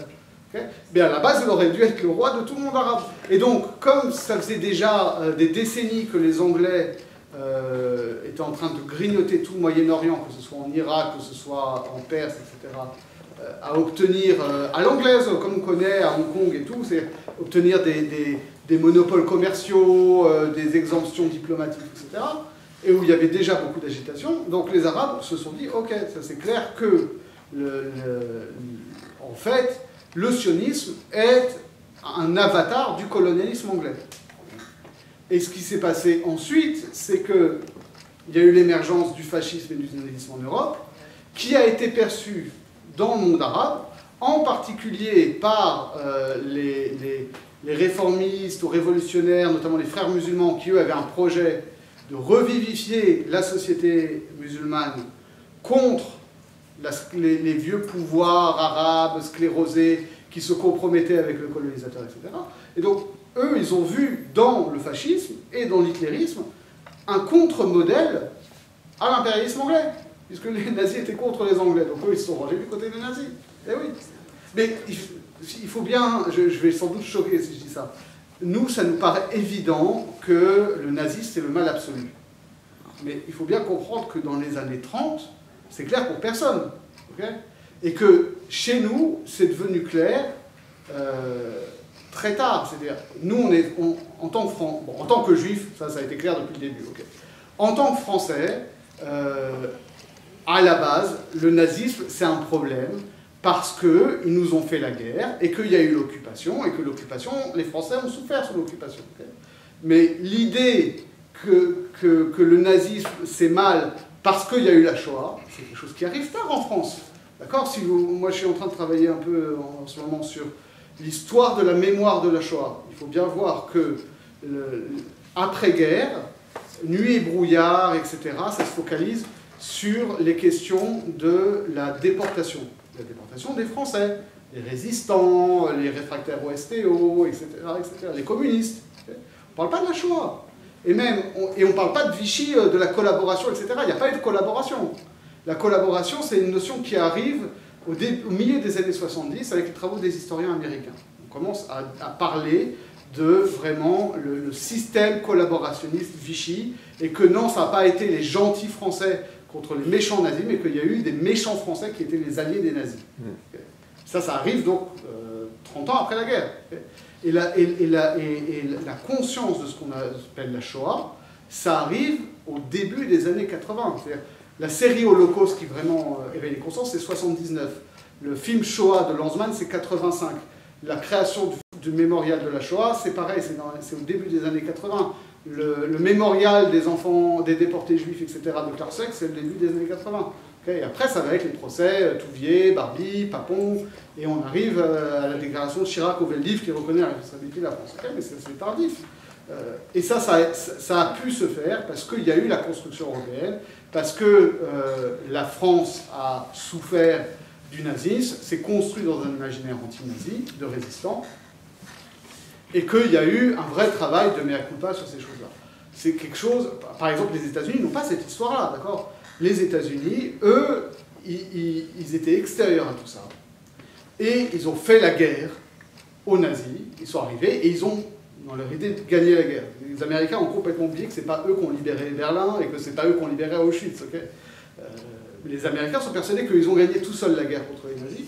Et donc les Américains n'ont jamais fait ce travail critique de mémoire, comme nous on a pu le faire sur Vichy, de se dire, mais attends, il faut savoir que les lois raciales de Nuremberg, elles sont explicitement calquées sur les lois raciales américaines. Parce qu'aux États-Unis, dans les années 30, et en réalité jusqu'à Martin Luther King, dans la moitié des États, il y a des lois raciales discriminatoires où les Noirs ne peuvent, pour ainsi dire, pas voter, où ils ne peuvent pas aller dans les mêmes restaurants, ils ne peuvent pas aller dans les mêmes bus, ils ne peuvent pas se marier, d'accord, c'est surtout ça, il ne peut pas y avoir de mariage mixte, etc., etc. Les Américains n'ont jamais fait ce travail. Aujourd'hui, vous voyez comment c'est un retour de bâton terrible pour les Américains, qu'ils se rendent compte que oui, il y a quand même un passif raciste très ancien et très présent, et que les Juifs sont en train aussi de se prendre ça en pleine figure. Dans les pays de l'Est, ce travail n'a jamais été fait, par exemple. C'est-à-dire que le message communiste a été... Tous les pays de l'Est, la Pologne, la Hongrie, la Lituanie, etc., ont tous été victimes du nazisme, et les communistes sont venus les sauver. Alors qu'en réalité, ce qui s'est passé, c'est qu'il y a eu le pacte Molotov-Ribbentrop, et Hitler et Staline se sont divisés entre eux, toute l'Europe de l'Est, et donc ils ont été victimes des deux. Et que donc il y a eu des collaborateurs pro-communistes, et il y a eu énormément de collaborateurs pro-nazis, en Pologne un peu, et surtout en Ukraine, en Lituanie, etc. Mais ça, pendant 60 ans ou 50 ans de communisme, ça a été complètement oblitéré. On a construit une idéologie où les Polonais, les Ukrainiens, les Lituaniens, les Hongrois avaient tous été victimes des nazis, et que c'était eux les premières victimes. Alors c'est vrai qu'ils ont souffert aussi, hein, c'est-à-dire que en Pologne, les premières mesures des nazis, ça a été de tuer les juifs quand on tombait sur des juifs, au petit bonheur la chance, et c'était surtout, la première phase, c'était une destruction systématique de la société polonaise, avec une élimination systématique de tous les intellectuels, de tous les hommes politiques polonais, etc. Donc c'est vrai que la Pologne a aussi été une nation martyre. Mais il n'y a jamais eu de construction de la mémoire de la Shoah, comme nous on l'a connue en France relativement tardivement. Et donc aujourd'hui, ils ont beaucoup de mal à comprendre ça, parce qu'on leur a expliqué pendant 50 ans qu'ils avaient été les martyrs du nazisme, et les Juifs avaient été martyrs en tant que Polonais, quoi. Et tout d'un coup, ils se retrouvent dans une Europe où cette mémoire de la Shoah, c'est devenu un truc identitaire extrêmement fort, et on leur explique, non mais attendez, le nazi c'est avant tout la Shoah, c'est avant tout à Auschwitz, c'est avant tout le génocide des Juifs et tout, et eux n'ont pas été éduqués ça, et ils ont l'impression qu'on est en train d'oblitérer leur mémoire. On leur dit, non, finalement, vous êtes des méchants Polonais, les seules victimes, c'est des Juifs. C'est comme ça que c'est perçu là-bas. Et donc, du point de vue arabe, ça a été la même chose. C'est-à-dire, eux se sont, enfin, pour partie, rangés du côté des nazis par anticolonialisme anglais, et donc par antisionisme qui était perçu comme une entreprise colonialiste, et ils n'ont jamais fait l'effort de remettre en question ça. Alors, après, il y a des individus, il y a des associations qui font ce travail-là, mais généralement, ils n'ont eu aucune impulsion historique qui les aurait poussés à remettre en question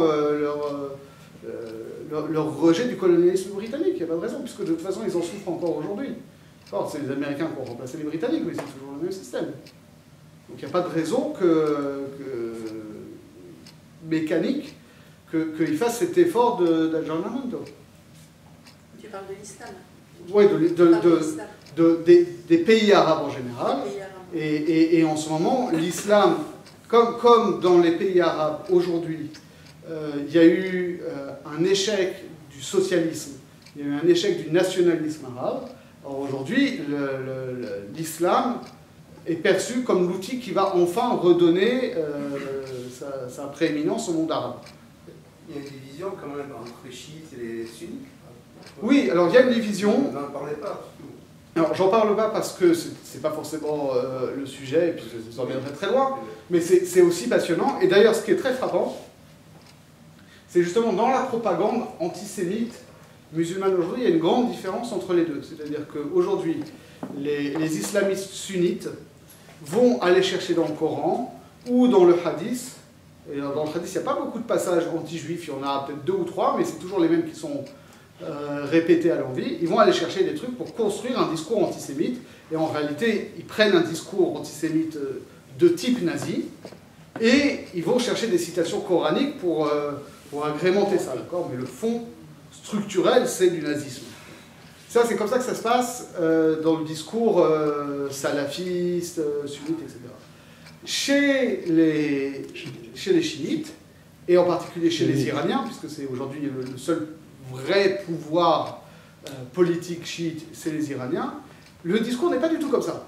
Il y a un discours anti-sioniste radical très très fort, d'accord, mais qui n'est pas un discours comme ça qui irait se fonder sur des sources coraniques pour condamner le juif. Au contraire, les Iraniens font toujours très attention à dire, voilà, on n'est pas antisémite, on est antisémites radicaux, et pour le coup, les Iraniens reprennent un discours qui est hérité de la propagande du KGB dans les années 70, après la guerre des 6 jours et après la guerre de Kippour, où donc il n'y avait plus de solution militaire contre Israël, et que Israël, parce qu'au début l'Union soviétique était pas contre Israël, d'accord? C'est ensuite où il y a eu un rapprochement entre les États-Unis et Israël, et que la stratégie de l'URSS a été justement de prendre la tête du tiers-monde contre, enfin, dont les pays arabes, et donc contre Israël. Donc ils ont élaboré toute une propagande qu'on connaît malheureusement très bien aujourd'hui, qui est Israël est un État raciste, fondé sur la différence, sur la suprématie juive, Israël est un État d'apartheid, etc., etc. Et donc ça, c'est un discours qui joue sur des motifs de la gauche et de l'extrême gauche. Et c'est ce discours-là qui est repris par les Iraniens. Sauf que, évidemment, le KGB, quand il a élaboré ça, il y avait aussi derrière un vieux fond antisémite qui disait que finalement il y a un complot sioniste, et ce qu'on a entendu encore dernièrement avec la défaite de Corbyn en Angleterre, qui a été, mais oui, mais parce qu'il y a eu une campagne organisée par le Mossad et Netanyahou contre Corbyn, qu'il n'y a jamais eu d'antisémitisme dans le Parti travailliste, que tout ça c'est un complot des sionistes, d'accord? C'est incroyable. Cette idée-là, d'un complot sioniste, qui expliquerait le succès de cette entreprise raciste et d'apartheid d'Israël, etc., c'est un discours qui a vraiment été élaboré par le KGB et qui est aujourd'hui celui qui est porté par l'Iran et qui est porté par une bonne partie de l'extrême gauche mondiale. Mais on voit bien que c'est pas le même discours que le discours des islamistes qui vont tenir un discours voilà, sur base coranique en disant les juifs sont des traîtres, les juifs sont... etc. etc. Okay, et qui lui va reprendre des tropes qui sont plus directement nazis. Bon, après c'est un peu Caribé-Silla, quoi. On choisit entre la propagande de la Gestapo, qu'ils sont un peu victimes aussi. C'est-à-dire, on nous parle... Oui, mais c'est pas nous, c'est pas les... C'est pas nous, c'est clair que c'est pas nous. Mais il est clair que le monde arabe, je veux dire, aujourd'hui, il y a une guerre entre une partie du monde arabe islamique et l'Occident, mais de fait, oui, on a eu en Occident des attentats sanglants, et c'est horrible, et machin, et c'est absolument inhumain, mais en attendant, il n'y a pas d'armée d'occupation de pays musulmans dans des pays occidentaux. Là où il y a des armées étrangères sur un seul souverain, c'est les Américains qui sont en Irak, qui sont en Arabie Saoudite, etc. Et c'est ça qui a lancé toute cette vague-là, d'accord? Nous, on n'a pas eu conscience, surtout notre génération. Moi, je suis né en 79, donc en 91, la guerre du Golfe. Pour moi, c'était les débuts de CNN, les missiles dans le ciel, etc. Et les débuts des guignols de l'info, ok? C'est dingue de conscience. Et dans le monde arabe, ça a été vraiment un choc qui a été que non seulement il y avait un colonialisme ancien, je vous dis depuis le 19e, avec les Anglais d'abord commercial, et puis ensuite avec les protectorats, la découpe des frontières et tout, mais alors maintenant il y avait vraiment des armées américaines en Arabie, en Irak, etc. Et donc ce que je veux dire, c'est que cette victimisation du monde arabe, elle n'est pas totalement indue. C'est-à-dire que oui, ils sont quand même dans une position de dominer politiquement. Mais après, c'est sûr qu'ils ont un gros problème, qui est que tant que le monde musulman ira chercher des boucs émissaires ailleurs, et en particulier les juifs, et en étant persuadés que tous leurs problèmes leur viennent des juifs, et que si seulement il n'y avait plus de juifs, alors il n'y aurait plus de problème dans le monde arabe, ils ne pourront pas avancer. Parce que quand les Anglais se sont divisés le truc, ils ont dit, tiens, alors ça va être l'Irak. Okay, vous voyez, les frontières, elles sont toutes droites. Dès que vous voyez des frontières qui sont toutes droites, c'est qu'il y a un problème, c'est qu'il y a quelqu'un qui les a dessinées à votre place. Okay, les Anglais ont dit, voilà, ça va être le protectorat Irak. Ça va être le protectorat Syrie, ça va être les Français. Ça va être le protectorat Liban, ça va être les Français aussi. Et ça va être le protectorat Palestine. Et ça va être nous, les Anglais. Et ça incluait donc Eretz Israël et la Transjordanie. Et ensuite, ils ont commencé à découper. Ils ont dit, bon, la Transjordanie, on va la donner aux Hachémites. Il y a 80% de Palestiniens et 80% de Jordaniens. Oui, mais parce que, mais parce que de toute façon, c'est ça qu'il faut bien comprendre aussi. Après, peut-être on va s'arrêter parce qu'il est là. Mais on nous dit toujours, vous savez, on entend beaucoup ce discours-là chez nous, que oui, les Palestiniens, ils ne sont pas vraiment Palestiniens parce qu'ils viennent d'Égypte ou viennent de machin, etc. Ce qu'on voit quand on lit les sources historiques, y compris nos sources historiques, quand vous lisez les tchouvot comme ça, les Maharitrani, les tchouvot des rabbinim de l'Empire ottoman, c'est que pendant très longtemps, très longtemps, pendant des millénaires, c'était une zone ouverte. C'est-à-dire qu'il y avait des gens qui avaient des réseaux commerciaux qui s'étendaient de l'Égypte, voire de la Libye, voire jusqu'au Maroc, et ça pouvait remonter de l'autre côté jusqu'en Syrie et tout. Et que donc les familles, ça bougeait. C'est-à-dire une génération, on est en Eretz Israël parce que le business est là. Et puis la génération d'après, il y a des affaires à faire en Égypte, alors on descend en Égypte. Et puis après on remonte, et puis après on repart, etc. etc. Donc ça bougeait, et finalement, et c'est ça qui a été le gros problème. Pourquoi est-ce que les Arabes ont perdu la guerre de 48 ? Il faut comprendre pourquoi. Ils auraient pu la gagner. D'une part parce que les Israéliens ont été très bons stratèges, c'est vrai. Oui, mais je parle en termes purement émanants, c'est-à-dire quand je recouille la range, les choses. Ouais. Mais sur le fond, qu'est-ce qui s'est passé techniquement? C'est qu'il n'y avait pas d'identité palestinienne. Il y avait une identité arabe large et un peu floue. Et sinon, les gens avaient des identités qui étaient tribales, c'est-à-dire on appartient à un clan. Et cette identité tribale, elle était liée au local. C'est-à-dire les gens, ils étaient attachés à leur village. Et donc, qu'est-ce qui s'est passé quand il y a eu la guerre de 48? L'armée israélienne, elle a perdu certaines batailles contre certains villages. Elle a dû se retirer. Mais après, les gens de ce village-là qui avaient battu les Israéliens n'allaient pas dans le village d'à côté pour les aider. Ils restaient comme ça. Et ce qui fait qu'il y a eu cette division. Et ça a duré très longtemps. Finalement, ça a été uniquement après l'échec de 67 et de 73, etc., que Arafat a réussi à faire rentrer dans la psyché des Arabes d'Eretz Israël qu'il y avait une identité qui était proprement palestinienne. Mais cette identité palestinienne, elle s'est construite sur deux choses. En miroir par rapport à l'identité israélienne, on n'est palestinien que parce que finalement on appartient à ce territoire qui a été occupé par Israël, et aussi, même s'ils le disent moins explicitement, par l'abandon des autres pays arabes. C'est-à-dire on se définit comme Palestiniens, parce qu'on a été lâchés par les Syriens, par les Jordaniens avec Septembre Noir, par les Libanais, etc. Il faut imaginer qu'en Syrie et en Liban, en Jordanie, où il y a encore des gens qui ont le statut de réfugiés palestiniens, qui sont petits-fils ou arrière-petits-fils de réfugiés palestiniens, et qu'ils n'ont, pour ainsi dire, aucun droit. Vous êtes palestinien au Liban, vous n'avez pas le droit d'acheter un appartement, vous n'avez pas le droit de travailler, vous n'avez pas le droit d'habiter en dehors du camp, etc. Donc c'est... Ouais. Bon, ça nous éloigne un peu du sujet. Alors...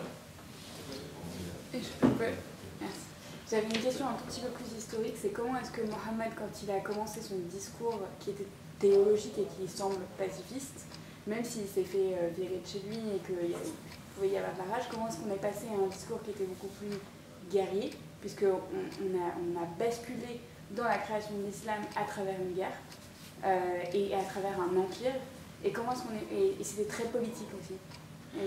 Parce que, tout simplement, nous... Il faut remettre justement les choses en contexte historique. Nous, on est des Européens nés à la fin du XXe siècle, qui vivent au début du XXIe siècle, et on a l'impression que la culture de paix, c'est une évidence. Et que la paix, c'est bien et la guerre, c'est mal, pour le dire rapidement. Ça, c'est une anomalie historique.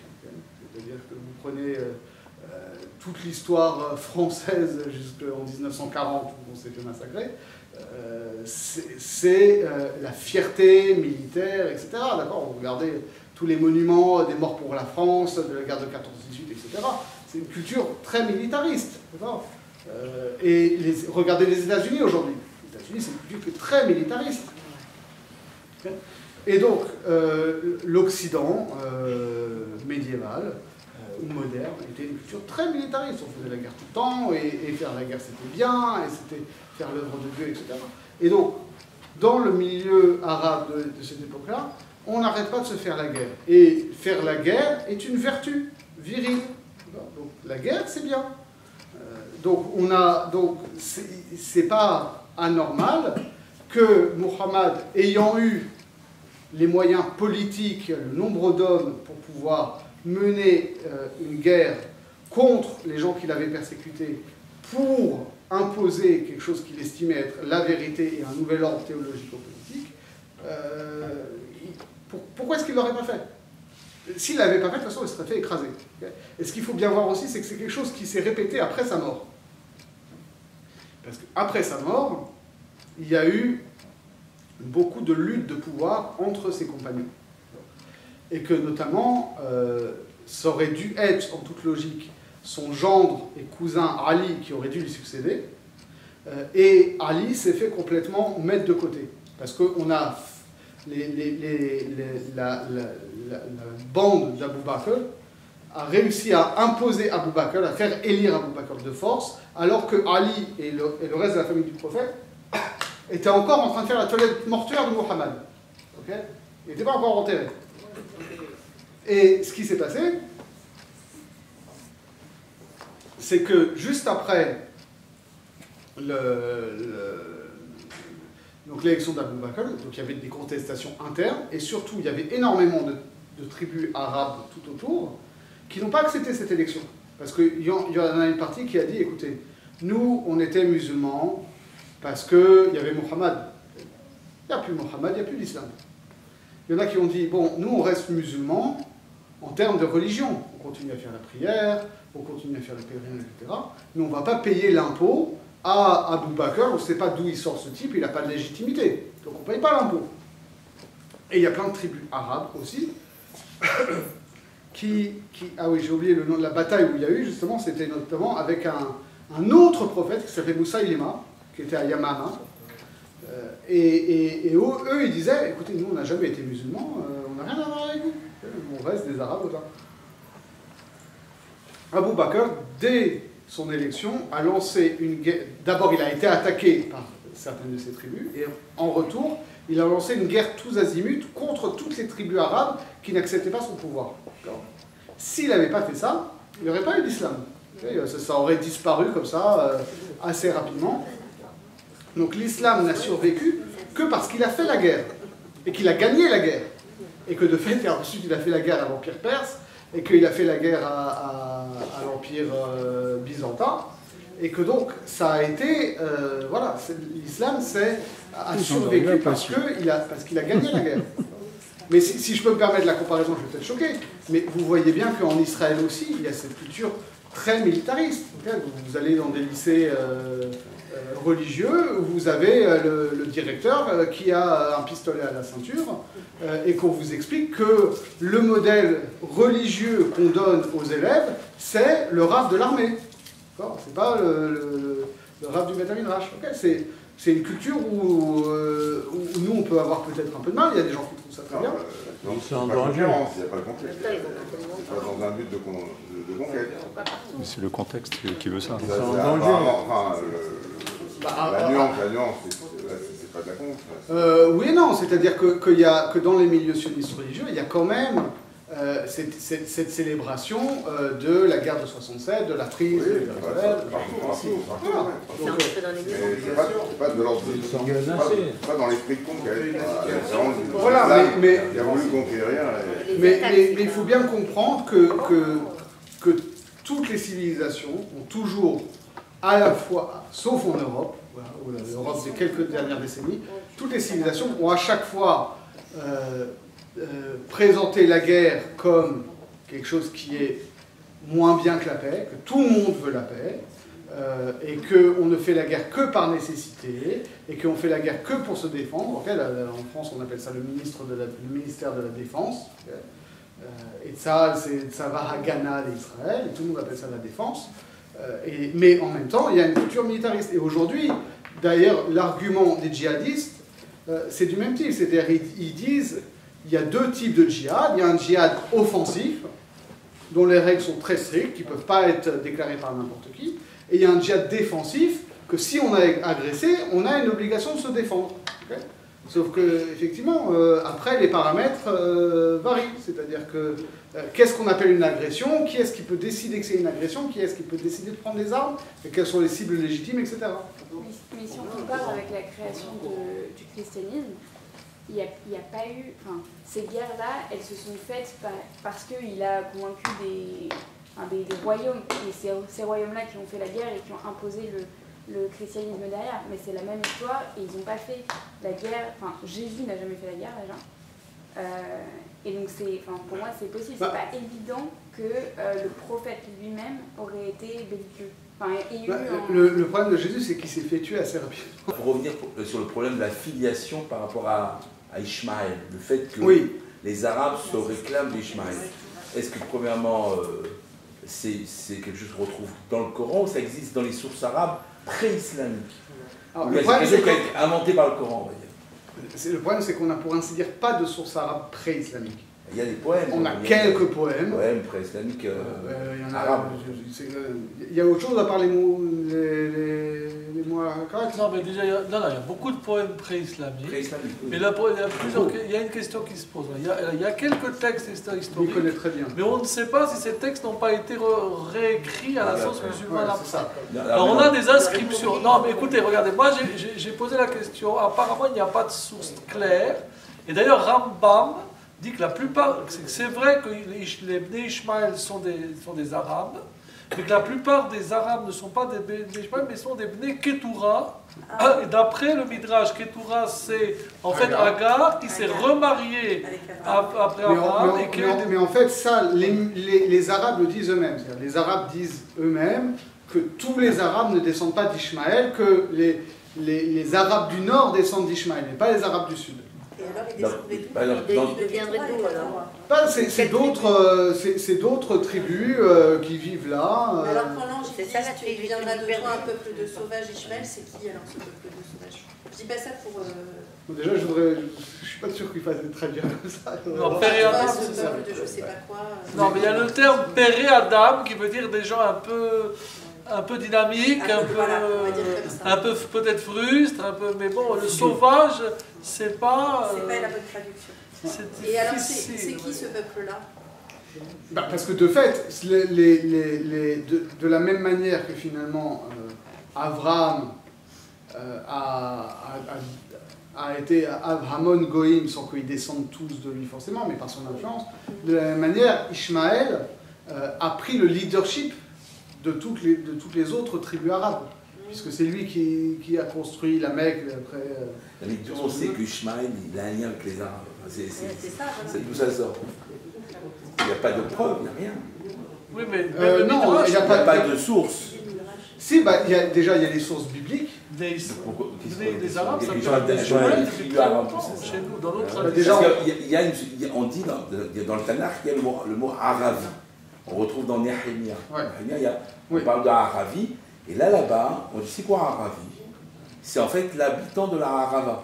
C'est-à-dire cette région d'Israël qui est un peu entre la mer Morte et la mer Rouge. Donc à l'époque, après le Galut Chéni, on va dire le Galut Babel, donc quand on appelait Aravi, donc à l'époque du deuxième temple, c'était quoi? C'était en gros les gens qui habitaient la Arava, et peut-être les Bédouins. Maintenant, le lien qu'il y a avec Ishmaël, on n'a pas de source historique absolument déterminante, parce que tout simplement, il faut pas non plus se faire d'illusions sur quelles sont les sources qu'on peut avoir. C'est quelque chose qui a été mis en œuvre par le Coran lui-même, en fait. Oui, mais parce qu'il n'y avait pas de source précédente. Voilà, mais parce que peut-être que c'est vrai, mais de toute façon, on ne va pas trouver d'autres sources. Parce que cette région-là, c'est la même chose pour l'histoire juive ancienne, d'accord? Les historiens critiques disent « Ah oui, mais par exemple, pour toute l'époque des juges et des premiers rois d'Israël, c'est pas sûr parce qu'on n'a pas de source externe. » Et qu'est-ce que tu veux qu'il y ait comme source externe alors que ça se passe dans une ère historique où l'Égypte s'est repliée sur elle-même, donc ne s'intéresse plus à cette région-là, où la Grèce, Birklat, ça n'existe pas encore en tant que telle, et où les Assyriens ne sont pas encore arrivés. Donc on est dans un trou historique, et que les seules sources écrites d'histoire qu'on a, c'est en général les archives des empires. S'il n'y a pas d'empire qui s'intéresse à cette région-là, où c'est juste une culture autochtone de Bnei Israël en Eretz Canaan, c'est sûr que tu ne vas pas avoir autre chose que de la littérature juive. Donc ça veut dire que les sources juives postérieures ont compris une source coranique, en disant que parce que après, donc, postérieurement, les rabbinim disent très facilement, oui, non, après, tu as des choses dans le Chumash quand même, c'est-à-dire que tu vois bien que tu as des Ishmaélim qui sont des caravaniers. Oui, mais ça en fait pas des Arabes. Non, mais parce que arabe, finalement, c'est quoi arabe? C'est ça la question. C'est que arabe, ça se définit encore une fois par la langue. Un arabe, c'est quelqu'un qui parle arabe. Et que justement, c'est une langue qui est parlée sur une région assez vaste. C'est pas un musulman en plus. Alors Ishmael, c'est entre guillemets, c'est l'ascendant de l'islam ou du monde arabe? Non, du monde arabe, pas de l'islam. À la base, c'est... Désormais, ce sera un descendant d'Ishmael? Oui, et après, effectivement, il y a une idée, c'est-à-dire, il y a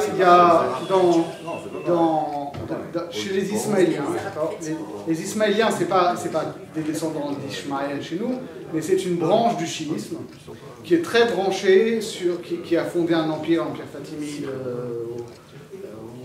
au IXe siècle, et qui est très branché justement sur des questions de symbolisme, etc. Et ils ont, ce que je trouve, une belle dracha sur cette question du rapport entre Israël et les Ismaéliens.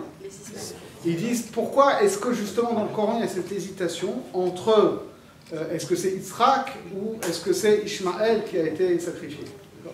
Et eux, ils ont tout un modèle qui veut qu'il y ait une succession d'imams à travers l'histoire, et que toute l'histoire de l'humanité, c'est la succession de pères de figures prophétiques, en quelque sorte, où il y a à chaque fois un prophète et un imam, donc le prophète il reçoit la révélation, et l'imam il vient donner l'interprétation ésotérique et donner le sens spirituel de la révélation, d'accord?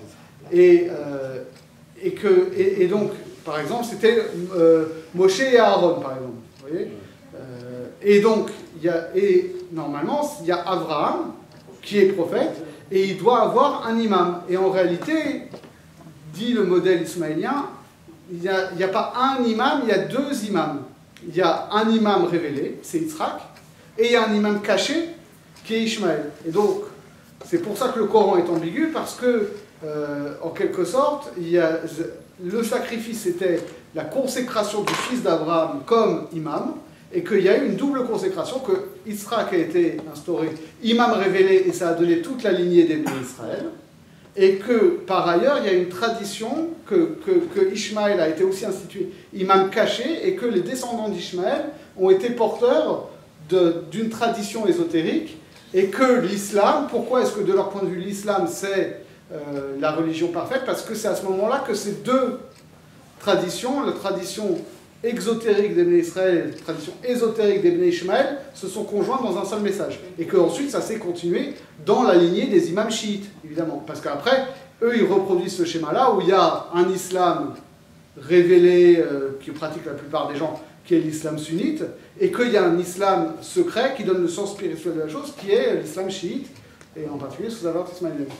Vous avez dit tout à l'heure que vous avez assimilé en disant, bon, les musulmans, on pourrait dire que c'est des bnei noirs, et qu'à ce titre, effectivement, si c'était des bnei noirs, vous avez raison, donc ils auraient droit au Olam Haba. Néanmoins, ce que je sais moi, c'est que pour être un ben noir, il faut reconnaître la Torah, en tant que telle. Or, eux, ils disent que le Coran, c'est une parole incréée, et qu'elle vient donc remplacer le message de la Torah. C'est ce qu'ils disent. Enfin, sauf que ça n'invalide pas la Torah. À partir du moment où ils disent qu'on a été Messalef, c'est-à-dire qu'on a été complètement... on a falsifié le texte de la Torah et que certains passages ont été falsifiés par les Juifs au cours des générations pour éviter la révélation de la vraie religion, la soi-disant vraie religion, la vraie religion islamique, c'est-à-dire c'est une négation, on pourrait dire, de la... Donc oui, on ne pourrait pas les voir comme c'est un peu plus... alors, il faudrait faire... Je ne vais pas être posé kalacha sur ces choses-là, mais ce qui est intéressant, c'est que quand on nous dit un ben noir qui doit reconnaître la Torah, est-ce qu'on lui demande de reconnaître le texte qu'on a nous, etc., ou est-ce que l'essentiel... Et il me semble que c'est ça qui est surtout dit, c'est de dire que, parce que comme l'explique Rambam, si un ben noir, il respecte les mitzvot des bnei noirs, mais qu'il le fait parce qu'il pense que c'est une morale naturelle, alors il n'a pas Olam Haba. D'accord ? Ce qui importe, c'est de savoir que ces mitzvot-là, elles ont été données par Dieu. Or, un musulman croit ça, il croit qu'il y a eu une révélation au Sinaï, et que Dieu a donné des lois à toute l'humanité. C'est-à-dire qu'il pense que ce qu'on appelle nous Torah Emet, c'est ça qu'on fait, le problème, c'est ça. Il pense que c'est le Coran. Il pense que c'est la vraie version de la Torah, c'est le Coran, c'est ce qu'il croit.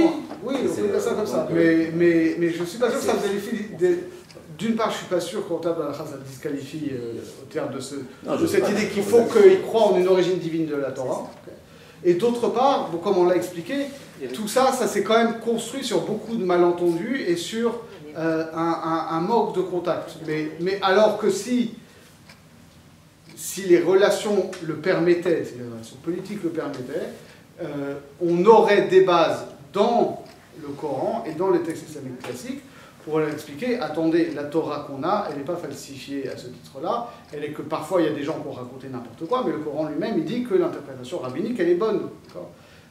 Après, c'est aussi une question de mentalité. Ça a été un grand débat à 2 siècles de distance entre Ibn Hazm, qui était donc un grand juriste andalou au XIe siècle, je crois, et le Rajbard, 2 siècles après. Ibn Hazm, lui, il a notamment écrit sur cette question de la falsification de la Torah, et il connaissait la Torah, et alors de son point de vue, quelle est la preuve que la Torah a été falsifiée? Parce que dans la Bible hébraïque en général d'ailleurs, on raconte des histoires vraiment honteuses sur Tamar et Yehuda, ou sur David et Bathsheba.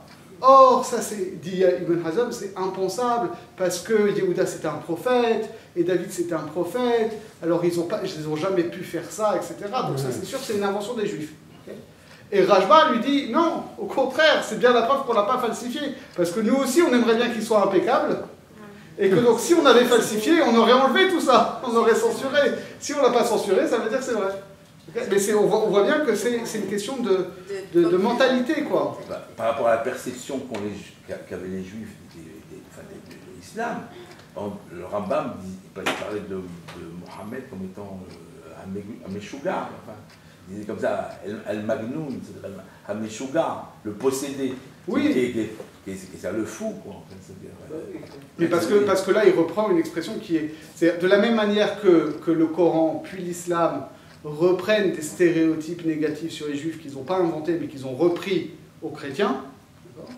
De la même manière, finalement, Maïmonide, dans cette mention-là, il y a une mention, il reprend un motif qui est très présent dans la polémique anti-musulmane, qui explique que Mohammed n'avait pas des vraies révélations, mais qu'en fait, il avait des crises d'épilepsie. C'est ça le truc. C'est ça l'idée. Donc il reprend ce motif-là, mais en réalité c'est aussi pour lui une manière de masquer, parce qu'il sait qu'il peut pas, que c'est risqué de parler trop directement, donc au lieu de dire Mohammed, il dit Meshuga. Comme ça, c'est Amevin Yavin, comme on dit. Et dis-moi, la Marat Marpella, c'est mentionné dans le Coran, parce qu'il y a encore cette idée que Ishmaël a été enterré auprès d'Abraham, et... Enfin, ouais, mais il n'est pas dans Marat Marpella. Ben, moi j'avais entendu, mais peut-être que c'est des trucs comme ça. J'avais entendu que les musulmans disaient que pour eux, c'était Ishmaël qui était auprès d'Abraham. Comme on ne peut pas aller devant les... Enfin, on ne peut pas y aller vraiment. C'est dans des souterrains que les musulmans disaient que c'était Ishmaël qui était entouré. Je me rappelle plus, c'est pas impossible. Moi, quand je vivais en Israël, on me disait ça. Alors, c'était très politique à l'époque, parce qu'on me disait, voilà, les musulmans, ils pensent que c'est Ishmaël près d'Abraham, et nous, on pense que c'est Yitzhak. Et comme on ne peut pas le prouver, alors chacun est dans son... Je crois pas qu'ils disputent que c'est... En tout cas, dans la tradition coranique, est-ce qu'il y a cette marloquette? Il me semble pas qu'on parle de Marat Marpella. Non. C'est pas un sujet qui les concerne. En réalité, ce qu'il faut voir aussi, ce qui est assez frappant, c'est que finalement la mémoire arabe en Eretz Israël a gardé de manière incroyable justement la mémoire de beaucoup de lieux juifs très anciens, qui sont des ruines archéologiques depuis très longtemps. Alors, par exemple, il y a plein d'endroits en Eretz Israël qui s'appellent Khirbet machin. Khirbet, c'est c'est la même racine que Khurban, c'est les ruines, d'accord? Et donc vous avez des endroits, par exemple, un village qui s'appelle Khirbet Kassiba, et en réalité, on pense que c'est le village d'origine de Bar Korba, qui s'appelait Bar Kossiba. Bar Korba, ça a été son surnom. Il s'appelait Bar Kossiba parce qu'il venait du village de Kossiba. Et on sait où c'est parce qu'il y a aujourd'hui un village qui s'appelle Khirbet Kossiba. Ashdod, la ville nouvelle d'Ashdod, elle a été construite à côté des ruines de l'ancienne ville philistine d'Ashdod, mais parce qu'il y avait le mémoire d'un endroit qui s'appelait Ashdod. Donc ils ont gardé beaucoup de mémoire topographique comme ça. Et il n'est même pas impossible qu'une partie de la population arabe palestinienne aujourd'hui qui descendent des juifs. Parce que forcément, il y a une partie des juifs qui étaient en Eretz Israël au moment de la conquête musulmane qui se sont convertis à l'islam. Et avant ça, on sait qu'à la défaite de Bar Korba, il y a beaucoup de villages de cette région de Judée qui ont été détruits par les Romains, et qu'à la place, les Romains ont fait venir des gens de l'étranger, en particulier des Arabes. Donc les Arabes, ils sont là depuis 135 à peu près. Donc il y a une mémoire très très longue et très ancrée dans le local. Et donc de fait, eux, ce sont, de la même manière qu'on nous dit dans les Névim que les Samaritains, en fait, ce sont des Cutéens, des Scythes, que les Assyriens ont amené et qu'ils ont adopté la religion locale. De la même manière, il est clair que les Arabes, avant et après l'islam, qui sont venus s'installer en Israël, se sont acculturés à la culture du lieu, d'accord? Par exemple, le Dôme du Rocher. Prenons le Dôme du Rocher. C'est quoi l'idée du Dôme du Rocher? À la base, c'est pas du tout un lieu important pour l'islam. C'est-à-dire qu'il y a cette histoire de voyage céleste de Muhammad, qui est un voyage visionnaire, d'accord? C'est une vision prophétique, où il voit qu'il part de la Mecque jusqu'au lieu du temple de Salomon, et qu'ensuite là il s'élève à travers les cieux et rencontre Moshe Rabbeinu et compagnie. Mais à la base, ce n'était pas forcément un lieu sacré. Au début, les musulmans priaient vers Jérusalem, et ensuite, quand la Mecque a été prise, alors la Qibla elle a été retournée vers la Mecque. Mais pourquoi est-ce que ensuite il y a eu ce dôme du rocher? Parce qu'il y avait à un moment une guerre entre le calife Omeyyade Abd al-Malik, qui était donc sur la région de Syrie et Palestine, et il était en opposition avec les gens de Médine. Et donc qu'est-ce qu'il a fait? Il a voulu éviter que les gens aillent en pèlerinage à la Mecque et à Médine, et donc il a inventé un lieu de pèlerinage sur le mont du Temple. Et il l'a fait parce que c'était le mont du Temple. Et il y avait l'idée de construire ça, qui était dans une reconstitution du Temple de Salomon, et que donc les gens vont venir là plutôt que de partir en Arabie. Et avant ça, ce qu'il faut voir aussi, c'est que les Juifs ont participé avec les musulmans à la conquête de Jérusalem au début. Pourquoi? Parce que depuis justement 70 et surtout 135, les Juifs n'avaient plus le droit d'habiter à Jérusalem. Et il y avait eu juste un petit épisode, juste avant la conquête musulmane, quelques années avant, où les Perses avaient pris Jérusalem aux Byzantins et avaient autorisé les Juifs à revenir y vivre. Il y avait des projets de reconstruire le Beth Amikdash. Et donc quand les Byzantins l'ont repris, les Juifs ont été expulsés, et quand les musulmans sont arrivés, les Juifs ont participé à la conquête parce qu'ils pensaient qu'il y allait avoir effectivement la reconstruction du Beth Amikdash, etc. Et d'ailleurs, il n'est pas...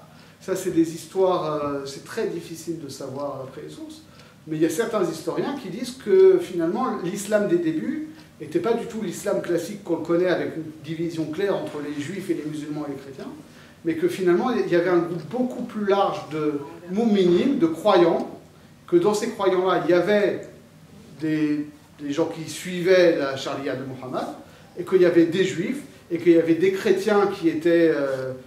schismatique par rapport à l'église byzantine, et que tous ces gens-là ont participé à la guerre contre Byzance pour reprendre Jérusalem, pour former voilà, dans un mouvement vraiment messianique, quoi. Et c'est seulement après que ça s'est constitué en état musulman classique, mais ça a pris du temps.